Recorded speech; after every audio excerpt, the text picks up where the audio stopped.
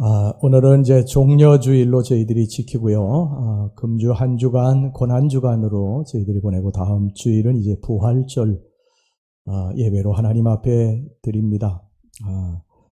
오늘이 종려주일은 작자 미상의 시를 한 편 소개해 드리면서 이제 설교를 시작하도록 하겠습니다. 내 마음에 불평이 쌓일 때면 나는 늘 남을 보았습니다. 남이 나를 힘들게 하는 줄 알았기 때문입니다. 그러나 이제 보니 나에게 쌓이는 불평과 불만은 남 때문이 아니라 내 속에 사랑이 없었기 때문입니다.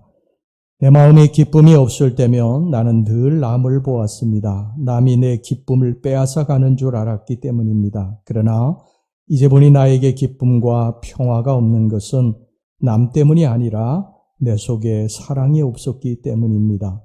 내 마음에서 희망이 사라질 때면 나는 늘 남을 보았습니다. 남이 나를 낙심시키는 줄 알았기 때문입니다. 그러나 이제 보니 내가 낙심하고 좌절하는 것은 남 때문이 아니라 내 속에 사랑이 없었기 때문입니다. 나에게 일어나는 모든 부정적인 일들이 내 마음에 사랑이 없었기 때문이라는 것을 알게 된 오늘, 나는 내 마음밭에 사랑이라는 이름의 씨앗 하나를 떨어뜨려 봅니다. 여러분, 그렇습니다. 사랑이라는 이름의 씨앗 하나가 내 마음밭에 떨어지게 될 때에 내 속에서 혁명적인 변화가 일어나기 시작을 합니다. 예수님께서는 이 땅에 사랑의 씨앗으로 오셨습니다. 그래서 우리가 예수님을 영접해 드릴 때, 예수님이 내 마음밭에 씨앗으로 심겨질 때에 내 삶의 이전과는 완전히 다른 혁명적인 역사가 일어나기 시작을 합니다. 예전에 그렇게 소중하게 생각하고 가치 있는 것으로 여기고 쫓아다녔던 나의 모든 삶들이 다 부질없고 세상의 배설물같이 가치 없는 것임을 깨닫게 되고, 내가 이전에 아무것도 아니라고 생각했던 그러한 것들이 세상에서 가장 소중하고 가치 있는 일이라고 하는 것을 비로소 깨닫게 됩니다. 이것이 거듭남이고, 이것은 육적인 눈이 닫혀지는 것이고 영적인 눈이 열려지는 것입니다. 예수님이 내 마음속에 오시게 될 때, 내 마음속에 사랑의 씨앗으로 오시게 될 때 나의 삶에 이런 놀라운 혁명의 역사가 일어나게 됩니다. 여러분, 바울 사도가 그랬지 않습니까? 사도 바울은 세상에 자랑할 것이 참 많았던 사람입니다. 세상적인 것을 가치 있게 여기고 그것을 쫓아서 그것을 목표로 두고 인생의 목적으로 두고 살았던 사람이에요. 그는 세상의 권세, 명예, 물질, 그리고 지식, 이런 것들을 소중하게 생각했던 사람이에요. 그런데 다메섹 도상에서 사랑으로 오신 예수 그리스도의 씨앗이 그의 심령 속에 심어지게 됩니다. 그의 눈이 확 열려지게 되죠. 육신의 눈은 닫히고 새로운 영적인 눈이 열려지게 되면서 그가 뭐라고 고백하느냐면, 내가 이전에 사랑하고 추구하던 모든 것들이 다 배설물과 같은 것이었고, 내가 이제 세상에 나서 새로운 눈이 열려지고 새로운 것을 보게 됐는데, 나의 평생의 이제 자랑은, 내가 추구해야 될 목적은 예수 그리스도 십자가 외에는 없다고 그렇게 고백을 했습니다. 여러분, 예수님 만났기 때문이죠. 예수님 만나서 그의 삶에 혁명이 일어나게 된 것입니다.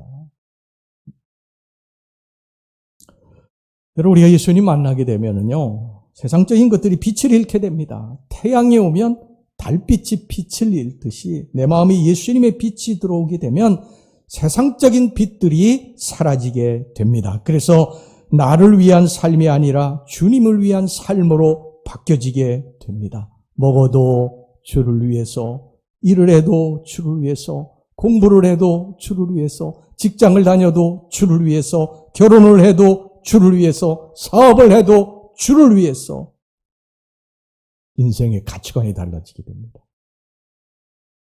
여러분의 자랑은 무엇입니까? 무엇을 목적으로 뛰어가고 있습니까? 여러분들이 앞으로 이제 어떤 목적을 두고 그것을 쫓아가서 무엇을 쟁취했어요? 얻었어요? 세상의 명예와 권세, 지위, 돈, 이것을 얻었어요. 그런데 여러분, 이것이 자랑이 돼야 되겠습니까? 아니에요. 이것을 누가 주셨어요? 하나님이 주신 것입니다. 우리 주님이 주신 거예요. 그래서 우리의 평생의 자랑은 우리 주님입니다. 그래서 이것을 깨닫는 자가요, 그런 것들이 소중한 것이 아니라 그것을 주시는 주님이 소중하기 때문에 우리가 어떤 일을 이루었을 때 주님 앞에 최선을 다해서 감사하면서 주님 감사합니다. 그게 특별 감사 한번 드리시고 그러지 않습니까? 최선을 다하지 않아요. 왜? 주님이 이루셨다고 믿기 때문이죠. 여러분, 기독교의 핵심 메시지는 뭘까요? 여러분, 기독교가 다른 종교와 다른 것이 무엇이 있습니까? 여러분, 혹자는 예수님의 윤리적 가르침이 탁월하다고 말합니다. 그래서 예수님을 4대 성인 가운데 두어요. 그러나 사실 예수님의 가르침은요, 우리의 죄된 본성으로는 결코 실천할 수 없는 가르침이에요. 예를 하나 들어볼까요? 원수를 사랑하라. 예수님께서 원수를 사랑하라고 그러셨는데 이게 사실 우리들의 삶 속에서 이게 가능한 일입니까? 내가 친구 하나도 사랑하지 못하고 친구가 잘 되면 배가 아픈데 형제들끼리도 서로 돈을 놓고 다투고 법정에 가고 고소하는 이런 세대인데, 꽤 오래전에요, 어머니가 97만 원을 남기고 돌아가셨어요. 근데 그 97만 원 남긴 것 때문에 형제들끼리 법정으로 갔어요. 그래서 제가 너무너무 기가 막혔어요. 근데 이게 현실이에요.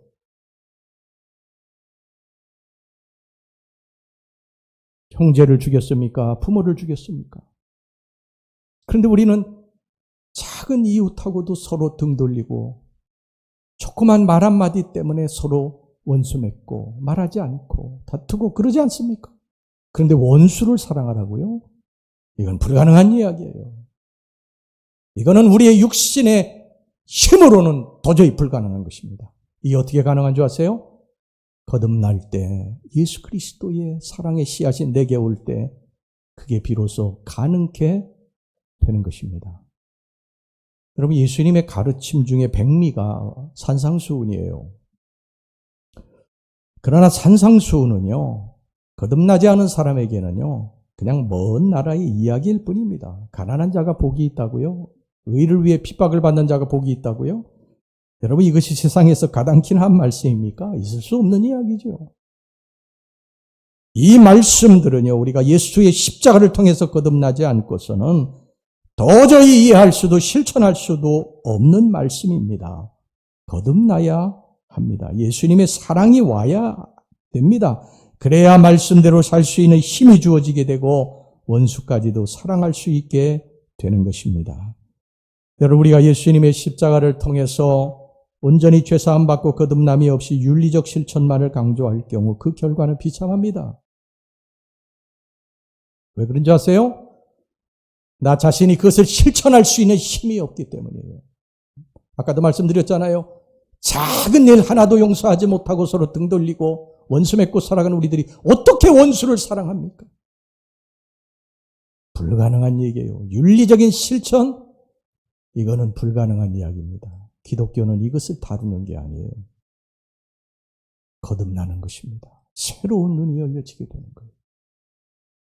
그때 비로소 윤리적인 일도 가능하게 되는 것입니다. 이것을 알았던 바울 사도는요, 내게는 산상수훈 외에는 자랑할 것이 결코 없나니 그렇게 고백하지 않고 예수 십자가 외에는 결코 자랑할 것이 없나니 이렇게 고백을 한 것입니다. 우리 예수 믿고 거듭나야 됩니다. 새로운 눈이 열려지게 돼야 되고, 그리고 인생의 가치관이 바뀌어지게 돼야 됩니다. 삶의 목적이 달라져야 됩니다. 니고데모가 어느 날 예수님을 찾아와서 거듭남에 대해서 물어봤어요. 니고데모는 사내들인 공의의 회원이었습니다. 그 당시에 사내들이는 최고의 권력기관이었어요. 이 권력, 지위, 권세, 물질, 또 학문, 이 모든 것을 다 갖춘 니고데모였어요. 예수님께 찾아와가지고, 그가 물었습니다. 우리가 어떻게 해야 다시 모태에 들어가 2번 날 수 있겠습니까? 예수님이 말씀하신 것에 대해서 궁금해서 물어본 것이죠. 그의 지성이 빛을 발하는 것입니다. 그거는 가능하지 않습니다, 예수님. 자, 보세요. 그런데 지금 예수님께서 거듭남에 대해서 말씀하시는 것은 영에 대한 말씀이세요. 물과 성령으로 거듭남, 이것은 영에 대한 말씀이세요. 근데 지금 니고데모는 육에 대한 이야기를 하는 거예요. 그러니까 대화가 안 되는 것입니다.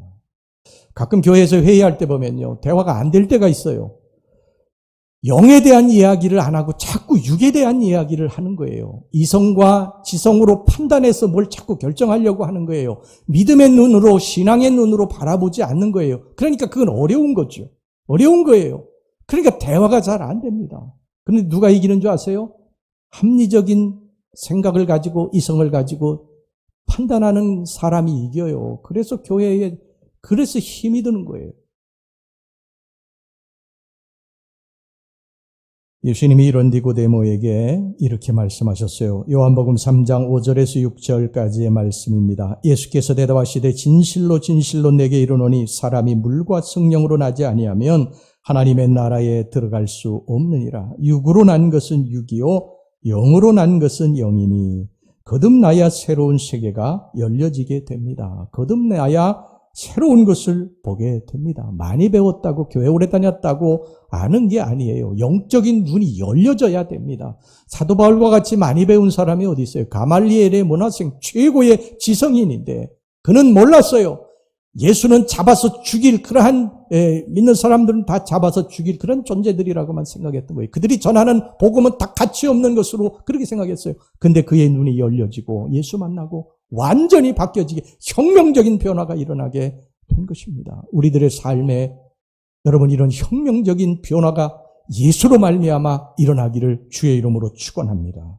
여러분 우리가 거듭난 눈으로 안 보면요 기도하는 거 이거 별거 아니에요. 뭐하러 시간 낭비하고 제단에서 엎드려 기도하겠습니까? 이게 믿음의 눈으로 신앙의 눈으로 거듭나지 않는 눈으로 보면 기도 별거 아니에요. 중보기도 별거 아니에요. 하나님 앞에 헌금하는 거 11조 하는 거 별거 아니에요. 아무것도 아니에요. 부질없는 짓이에요. 하나님 앞에 봉사하는 거 여러분 우리 교회에 봉사하는 분들이 너무 많이 있거든요. 사실은요 제가 일일이 다 말씀을 안 드려서 그렇죠. 여기 물을 떠다 놓고 여기 제단을 여기 깨끗하게 청소하시는 분 계시고요. 꽃꽂이 하시고 매번 이렇게 아름다운 꽃을 갈아주시고 그냥 안내하시고 또 재정부에서 또 다른 분들 다 교회 돌아가시는데 일하시고 뭐 수도 없는 일들을 하시죠. 제가 그거 다 알고 있습니다. 그런데 저만 아는 게 아니라 주님도 다 알고 계세요. 이거는 사실 육의 눈으로 보면 별거 아니에요. 그러나 영적인 눈으로 보면요, 이건 굉장히 소중하고 가치 있는 일입니다. 왜? 주님이 기뻐하시기 때문이죠. 주님이 정말 기뻐하시는 일입니다. 그래서 우리가요, 거듭나게 되면은 자꾸 찬송 부르고 싶어지고, 그리고 하나님 앞에 무엇인가 못 드려서 안달이야. 못 드려서. 목사가 이제 그만 드리세요. 이렇게 하고 싶은 사람들이 있어요. 헌신하는 거 어떻게든지 헌신하려고 하고요. 이게 영의 눈이 띄어진 사람이죠. 다윗도 하나님의 은혜를 깨닫고요. 이렇게 고백을 했습니다. 시편 27편 4절 말씀 보세요. 내가 여호와께 바라는 한 가지 그것을 구하리니. 여호와께 바라는 한 가지 일이 뭔지 아세요? 돈 달라는 거 아니에요. 내 명예 권세가 오래가게 달라는 거 아니에요. 다윗이 하나님 만나고 나서 은혜 깨닫고 나서 그가 하나님 앞에 구한 것 딱 한 가지입니다. 내 평생에 여호와의 집에 살면서 여호와의 아름다움을 바라보며 그의 성전에서 사모하는 그것이라. 성전에서 사는 거. 그게 너무너무 기쁘고 행복했던 거. 다른 거 하나도 없습니다. 이게 거듭난 사람의 모습입니다. 예수님께서 십자가에 달리실 때 그 양편에 같이 달린 사람들이 있었어요. 그들은 죄를 행한 행악자들이었습니다. 그들 중 한 사람은 예수님을 이렇게 조롱했어요. 본문에 누가복음 23장 39절 말씀 보세요. 달린 행악자 중 하나는 비방하여 이르되 내가 그리스도가 아니냐 너와 우리를 구원하라 하되.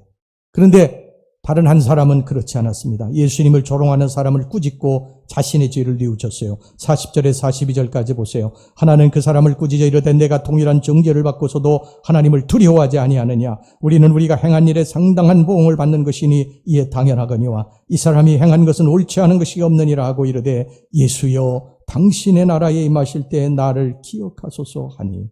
두 사람이 얼마나 다릅니까? 얼마나 다릅니까? 한 사람은 죄를 짓고 마지막에 회개하지 않고, 또 다른 한 사람은 죄를 지었지만 마지막에 주님 앞에 회개하고 주여 당신의 나라 임할 때 나를 기억하옵소서. 그러고서 불쌍히 여겨달라고 회개했고요. 예수님께서 그 회개한 이 행악자에게 이렇게 말씀하십니다. 43절 말씀 보세요. 예수께서 이르시되 내가 진실로 네게 이르노니 오늘 내가 나와 함께 낙원에 있으리라 하시니라. 여러분, 우리는 회개해야 천국 갑니다.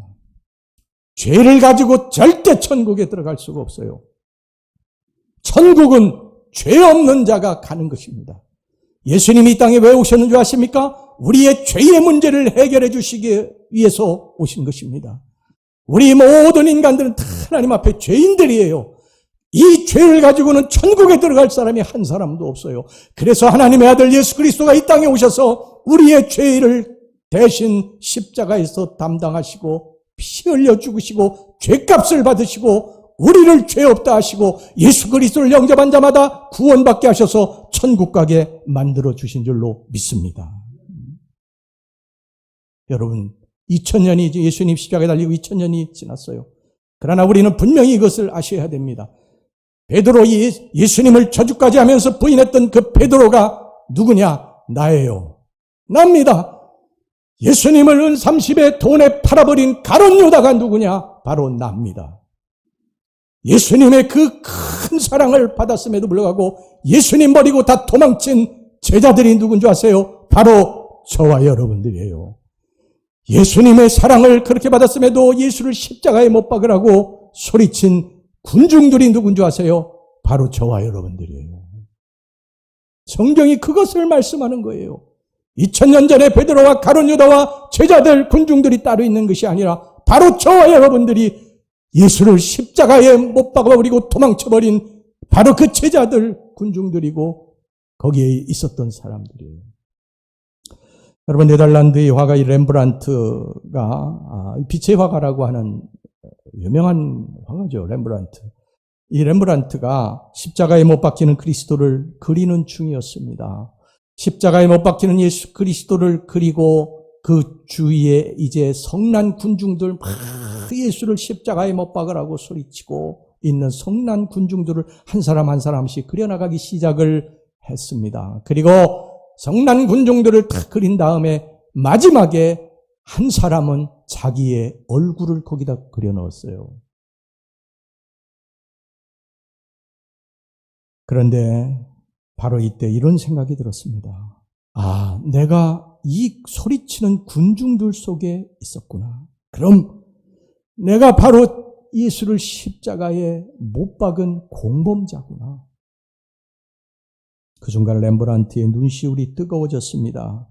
그는 화끈거리는 얼굴을 만지작거리면서 두 눈을 감고 깊은 생각에 잠겼습니다. 잠시 후에 뜨거운 눈물이 그의 두 뺨을 적셨습니다. 렘브란트는 완성된 그림을 붙들고 그 자리에 엎드렸습니다. 그러자 가슴 밑바닥에서부터 쿵쿵거리며 들려오는 망치 소리가 들려왔습니다. 이어서 십자가 양편에서 대못을 내리치는 소리에 비명을 지르시는 예수님의 울부짖음, 그리고 군중들의 함성들이 뒤섞여서 렘브란트의 귓전에 올려오자 온몸에 전율이 일어났습니다. 순간적으로 그는 고개를 저으면서 두 손으로 귀를 틀어막고 그 자리에 엎드렸습니다. 그리고 신음하면서 중얼거렸어요. 맞아, 바로 내가 예수님을 십자가에 못 박았어. 내가 바로 저기에 있었어. 내가 바로 공범자야. 입속에서 흘러나오는 나지막한 중얼거림이 끝나자마자 대성통곡하기 시작을 했습니다. 그는 눈물로 뒤범벅이 된 채 지금까지 그리스도를 지식으로만 알았던 것을 울면서 회개했어요. 십자가를 단지 자신의 예술의 도구로만 다루었던 것도 통해했습니다.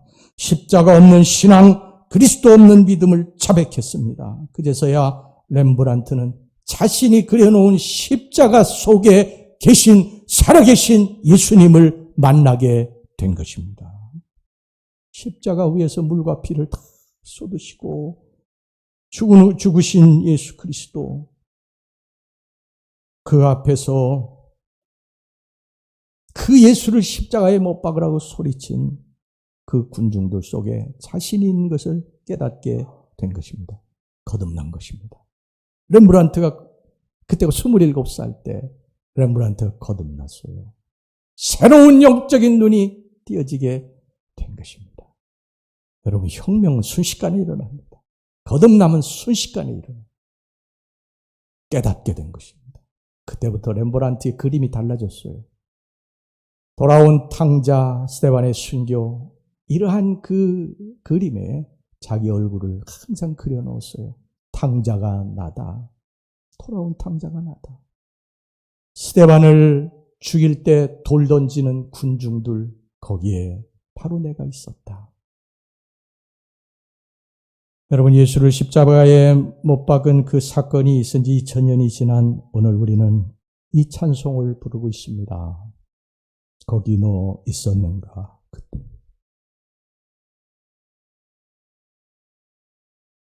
주가 십자가에 달릴 때 너 거기 있었는가? 거기 너 있었는가 그때에. 주가 나무 위에 달릴 때 거기 있었는가? 거기 너 있었는가? 그때의 해가 밝은 빛을 이룰 때 거기 너 있었는가? 거기 너 있었는가? 그때의 성난 군중들이 주님을 못 박으라고 소리칠 때 너 거기 있었는가? 거기 있었는가? 그때에 주님 버리고 다 도망쳐 숨어 있을 때 너 거기 있었는가? 우리 마지막 절, 우리 좀 찬양 한 장 부르도록 하겠습니다.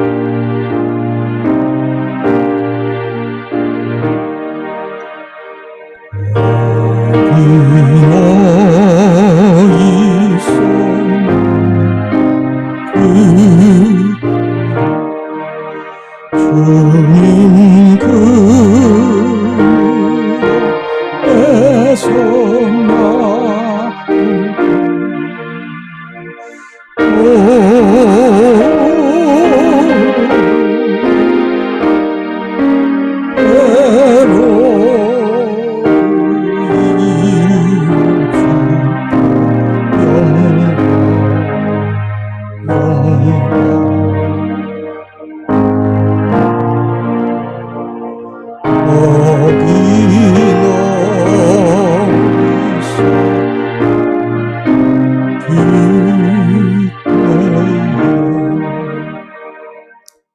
그렇습니다.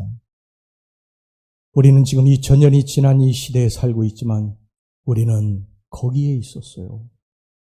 예수를 십자가에 못 박으라고 소리친 군중들 속에 우리가 있었습니다. 바로 우리가 베드로고 가룟 유다고 도망친 제자들이고 군중들이었습니다. 우린 죄인들입니다. 정말 하나님 앞에 죄인들입니다. 너나 할 것 없이 모두 다 죄인들입니다. 회개해야 됩니다.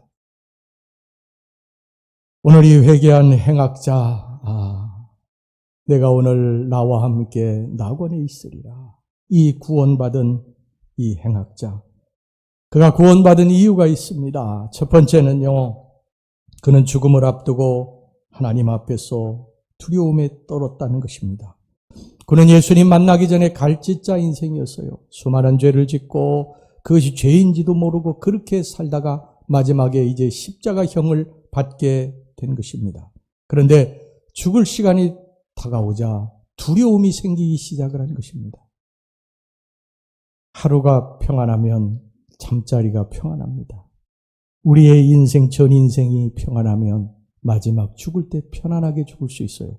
그런데 우리가 일생을 죄를 짓고 살면, 그 죄를 가슴에 품고 살면 마지막에 죽을 때 너무 힘듭니다. 굉장히 두려움이 엄습할 것입니다. 왜 그런 줄 아십니까? 그 죄에 대한 심판이 두렵기 때문입니다. 어떻게 해야 됩니까? 이 문제를 해결해야 됩니다. 예수님이 그래서 이 땅에 오신 것입니다. 예수님이 내 죄를 담당하시기 위해서 이 땅에 오신 것입니다. 누구든지 예수 그리스도 앞에 우리의 죄와 허물을 내놓고 회개할 때 우리 예수님이 우리의 모든 죄를 깨끗게 해주실 줄로 믿습니다. 그리고 강도와 같이 천국으로 인도해 주실 줄로 믿습니다. 여러분, 나는 죄인이에요. 그걸 인정하는 사람도 있고 인정하지 않는 사람도 아마 있을 거예요. 내가 무슨 죄를 지었기에 죄인이라고 자꾸 그러지? 그거 상관없이 여러분들은 죄인입니다. 지나온 세월들 정말 수도 없는 죄를 지은 죄인들입니다. 그런데 우리 예수님께서 그것을 용서해 주신 거예요. 지난 세월을 뒤돌아보세요.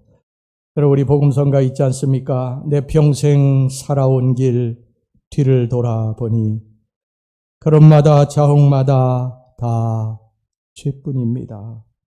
쓰리고 아픈 마음 가눌 길 없어서 골고다 언덕길을 지금 찾아옵니다. 여러분, 우리가 지난 세월 뒤돌아보면 평생에 자국마다 자옥마다 다 죄뿐입니다. 이게 사실 주영기 목사님이 글을 쓰시고 사모님이 곡을 붙인 노래거든요. 찬양이거든요. 한평생을 주를 위해서 섬기셨던 그 목사님이 내 평생 살아온 길 뒤를 돌아보니까 그저 걸음마다 자옥마다 다 죄뿐이라고 고백합니다. 여러분, 우리야 돈 말해 못하겠습니다. 우리 찬양 다시 한번 불러봅시다. 이 찬양.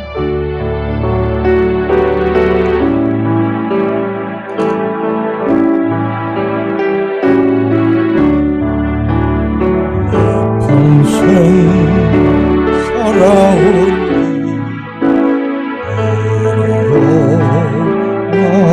보니 걸음마다 자옥마다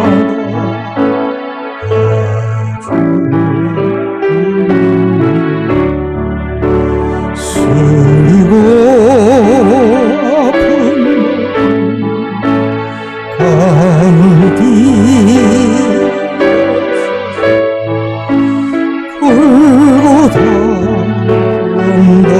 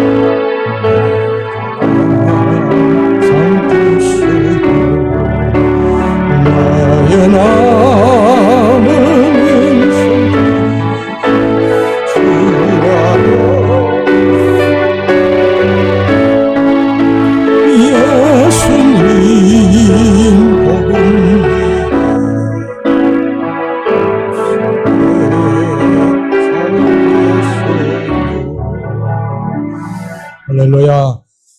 이제 두 번째입니다. 그는 죄를 회개하고 자신의 마지막을 예수님께 의탁했습니다. 예수여 당신의 나라에 임하실 때에 나를 기억하소서라고 하자 예수님께서 오늘 내가 나와 함께 낙원에 있으리라 이렇게 말씀하셨습니다. 회개한 이 행악자에게 천국이 열리게 된 것입니다. 여러분 혹시 마지막에 내가 그저 이 땅에서 사는 동안에 죄짓고 재미있게 열심히 살다가 마지막에 회개하고 이 행악자처럼 천국 가자 이렇게 생각하고 계신 분 계시다면요.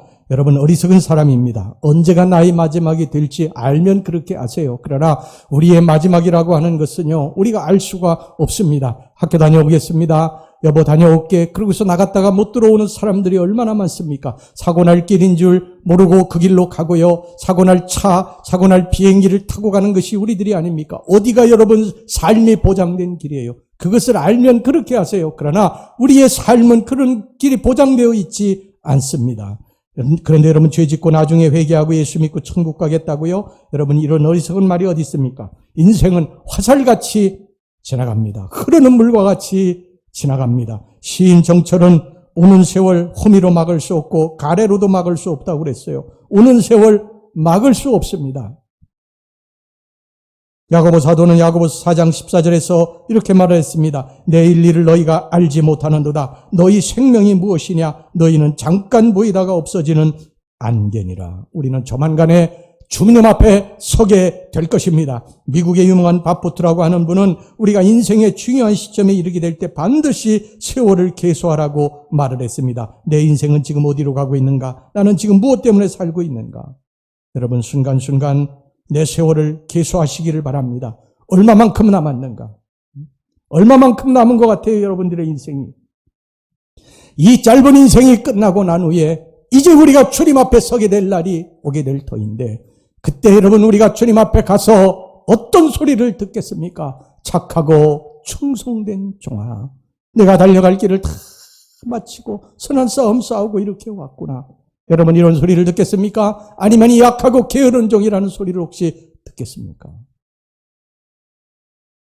나의 남은 생애만큼은 하나님의 영광을 위해 값지고 보배롭게 쓰임받는 생애가 되게 해달라고 하나님 앞에 엎드려 기도하시기를 주의 이름으로 축원합니다. 옛날에 어떤 부자가 있었습니다. 모섬을 여럿이 두고 농사를 크게 짓고 있었는데 모섬들 중에 유독 멍청한 자가 하나가 있었어요. 앞에서 이야기하면 듣다가 뒤돌았으면 다 잊어버립니다. 그래서 하도 멍청해가지고 막대기에다가 그 주인이 그렇게 새겨줬대요. 미련퉁이 지팡이 그렇게 새겨줬답니다. 그래서 이 종이 그 지팡이를 늘 들고 다녔어요. 넌 천하의 멍청한 녀석이야. 그러니까 이 지팡이를 가지고 다니다가 너보다 더 멍청한 놈을 만나거든 이 지팡이를 줘라. 그렇게 이야기를 했습니다. 그렇게 세월이 흘러갔어요. 어느 날 부자 주인이 그만 죽을 병에 걸리고 말았습니다. 주인이 병으로 너무 고생을 하면서 슬퍼하니까 이 미련한 모습이 주인에게 물었습니다. 주인님, 이제 아프셔서 가시면은 언제 오시나요? 그러자 주인이 화가 나가지고 야, 이 멍청한 놈아, 죽는 마당에 오기는 언제 오냐? 내가 다시 올 수 있는 길을 간다면 이렇게 슬퍼하겠느냐? 하면서 소리를 질렀습니다. 이 말을 듣고 보니까 모슴의 마음이 많이 아팠어요. 그래 가는 길에 뭔가를 좀 해줘야 되겠는데 그래서 주인에게 물었습니다. 주인님, 이제 다시는 못 올 길을 가시는데 뭐라도 준비해 드릴까요? 그러니까 주인이 더 화가 나가지고 야, 이 멍청한 놈아, 지금 너 나 약 올리냐? 죽는 마당에 무슨 준비가 필요하냐? 그러면서 소리를 냅다 질렀습니다. 근데 모습은 생각해 봤어요. 주인이 어디를 여행하면 며칠만 여행을 해도 주먹밥을 잘 준비해라. 말에 발굽이 잘 박혀 있는지 확인해라. 말을 튼실하게 먹이고 준비해라 하면서 하루에도 수십 가지를 지키던 이 주인이었는데요. 이 양반이 영원히 못 올 길을 가면서 준비할 게 없다니까 이런 미련퉁이가 있나 싶어서 주인님, 아무리 제가 생각을 해봐도 곰곰이 생각을 해봐도 이 세상에 제일 미련한 사람은 주인님인 것 같습니다. 그러니까 이 지팡이를 주인님에게 드리겠습니다. 그 미련퉁이 지팡이를 주인에게 주었다는 것입니다. 여러분, 영혼을 준비하고 계십니까? 내게는 오지 않을 거라고요? 천만의 말씀입니다. 세상에 죽음만큼 공평한 것은 없어요.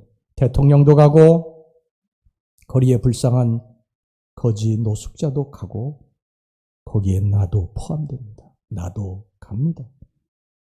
떠날 준비를 하셔야 됩니다. 조금씩 준비하셔야 됩니다. 예수님을 붙드시기 바랍니다. 예수님은 부활이요 생명이십니다. 그분을 붙들면 영원히 살게 될 것입니다. 나의 죄를 주님 앞에 다 의탁하고 주여 오늘 주님이 나를 기억하옵소서. 주님이 저 천국에 가실 때에 나를 기억하옵소서 했던 이 행악자처럼 주님 앞에 우리의 삶을 맡기고 마지막 이제 인생을 준비하시는 저와 여러분들이 되시기를 주의 이름으로 축원합니다. 기도하겠습니다.